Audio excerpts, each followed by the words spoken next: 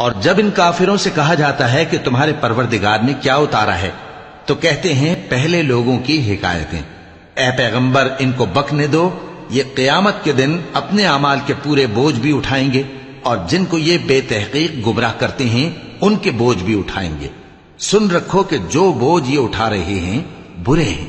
ان سے پہلے لوگوں نے بھی ایسی ہی مکاریاں کی تھیں تو اللہ کا حکم ان کی عمارت کی بنیادوں کی طرف سے آ پہنچا اور چھت ان پر ان کے اوپر سے گر پڑی، اور ایسی طرف سے ان پر عذاب آ واقع ہوا جہاں سے ان کو خیال بھی نہ تھا۔